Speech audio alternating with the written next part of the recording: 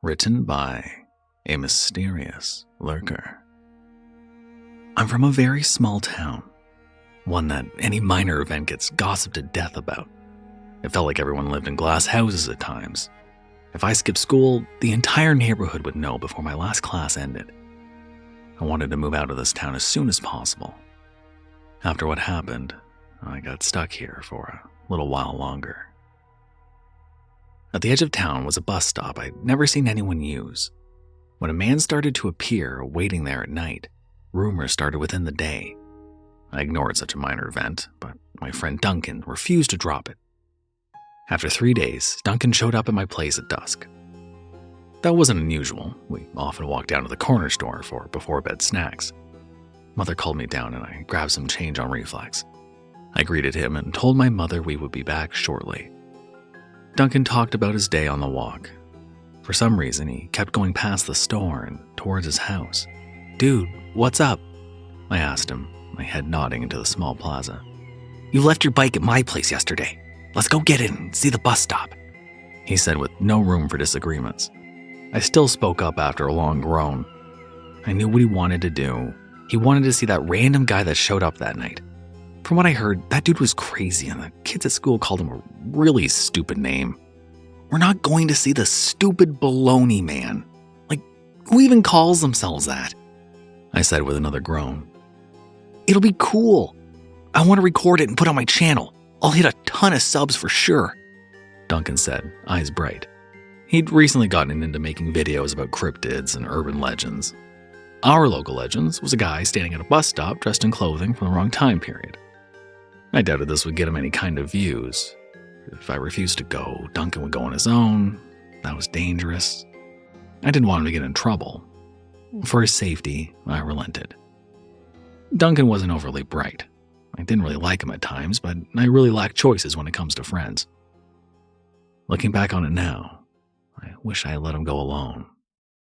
It wouldn't have changed what happened to him. I sent my mother a text saying I was going to hang out at Duncan's place for a bit. It was a weekend, so she wasn't worried.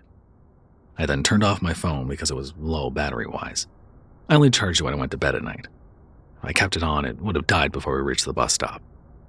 We both took our bikes to ride down to the edge of town. It wasn't very far. The streetlights guided us to our destination, and it felt like the warm, late spring breeze on our backs pushed us forward. The ride was nice, despite what we were heading off to do.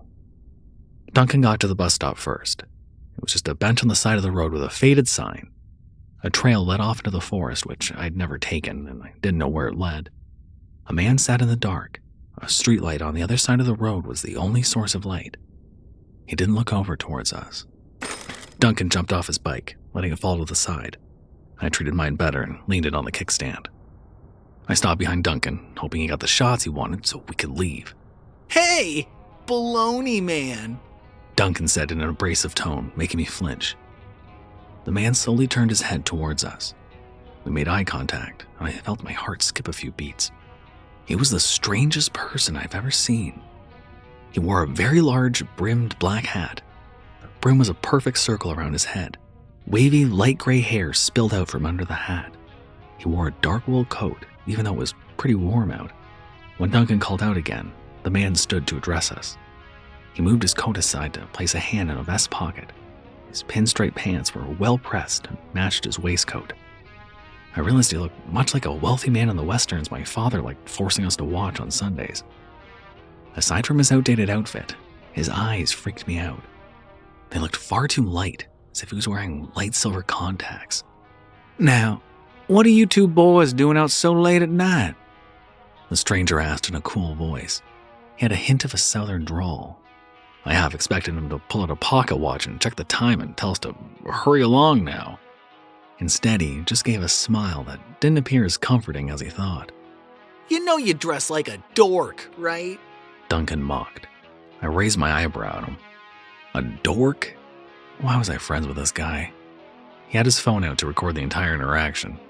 I doubted he would get any good footage due to the low light. The man narrowed his eyes at both of us. He didn't move other than that, but he suddenly felt extremely threatening. "I think your mothers should review how they raise the pair of you," he commented in a low voice. And I think your mother should be locked up for giving you such a dumb name. I mean, Bologna? What's that all about? Duncan pushed. Hey, dude, this isn't right. We should go, I said, but lacked any confidence in my statement. I reached to take hold of my friend's arm, but he shrugged me off. The man's face twitched for a second. I really thought he was going to pull out a weapon. Instead, he let out a long sigh to relax. With an over-exaggerated shrug, he slightly turned away from us. I've never had such a thing. Might have been nice to be in the company of a mother. But no such luck on my end. That silly little nickname is something you humans have given me. I do wish it lost favor, however, it doesn't matter. It's just a name, he said, clearly trying to stay calm. This guy was crazy. The outfit should have been a dead giveaway. I wanted to leave, but a small part of myself actually wanted Duncan to get the video he wanted. I could see the comments this conversation would get. The idea of online mockery got the better of me for a second. Do you think he's one of those people who pretends to be a vampire or something like that? I half whispered to Duncan. We both let out a few giggles at the idea. We loved watching those cringy videos of people who thought they were wolves in a human body. Duncan was pretty mean-spirited toward the idea.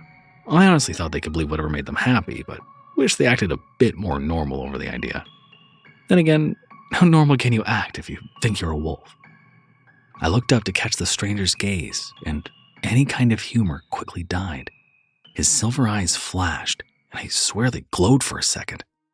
I shook my head thinking I was just seeing things. Fear spiked through my body, and I was way done with all of this.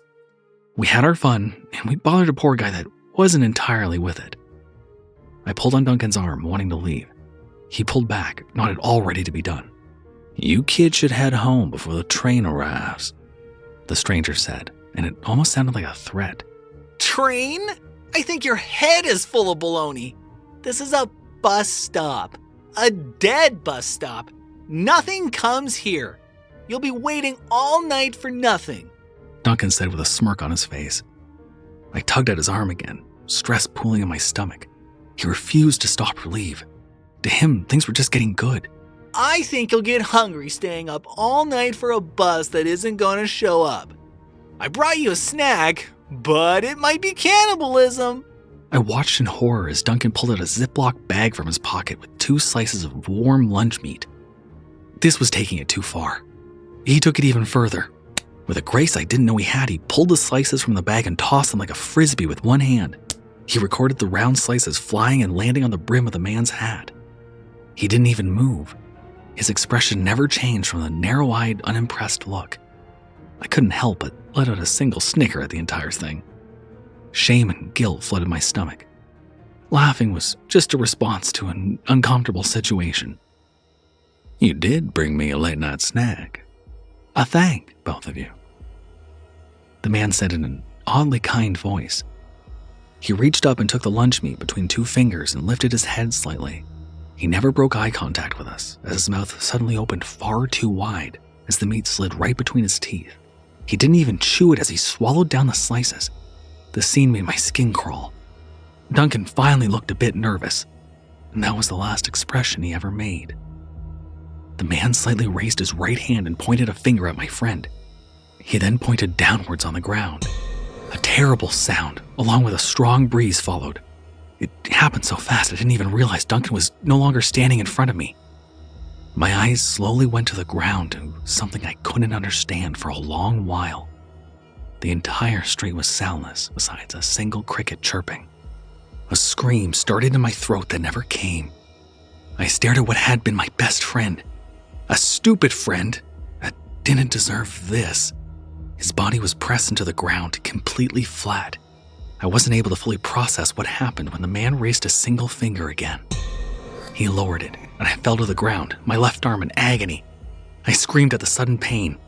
Rolling off to the side, I screamed again when my left arm just simply wasn't there. Frantic, I tried looking to figure out what the hell happened. My shoulder throbbing with pain and so damn hot. A smell came that nearly made me sick when I finally understood what happened. The man took a few careful steps towards me, making me skitter backwards, holding my empty shoulder. Somehow, he was able to force gravity to push down into a certain spot, crushing things as flat as pancakes. But the flesh also got cooked as it was crushed. I sat breathing so hard I thought I might die. My arm pressed into the ground in the same color as the lunch meat Duncan had thrown at the man. I suddenly realized where this monster got his stupid nickname. He got down low and sat on his heels, a wide smile on his face as he looked over at me. His teeth were sharp and inhuman. With 2 fingers, he picked up what had been my arm off the ground.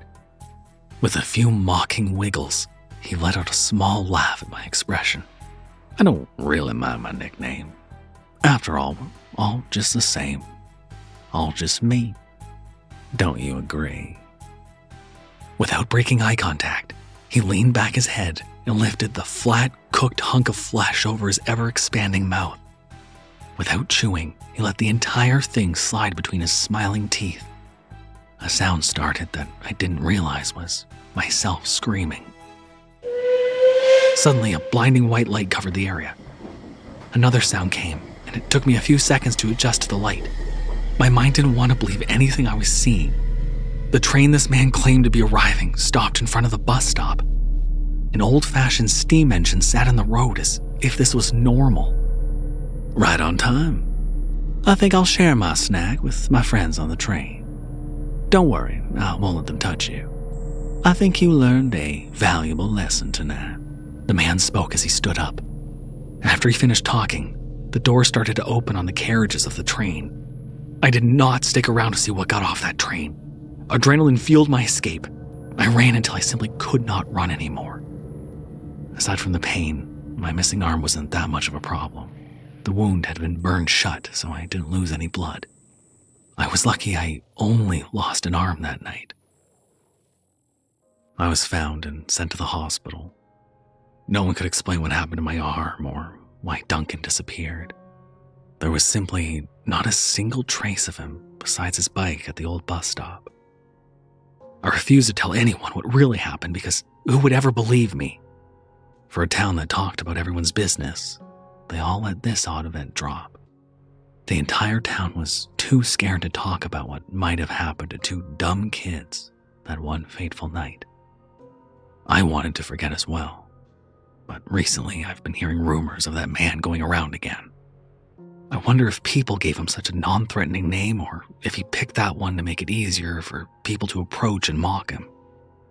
I have a feeling he might move on to a different town soon. After taking a few late-night snacks, he might draw too much attention to himself. I decided to tell what happened in the off chance someone hears a silly rumor of a Bologna Man coming to town. I know it's tempting not to take him seriously with a name like this, but please, promise me one thing. Stay away from him. No matter what happens, it's not worth investigating such a simple rumor. I just hope this story reaches the right people, and that man goes hungry. This was supposed to be an April Fool's story, but pretty good, right? Like, the Lurker can't even not make a good story when they try. Thank you for listening, and you can handle another horror story, right? Then again, how normal can you act if you think you're a wolf? Or a wraith or some other nonsensical thing?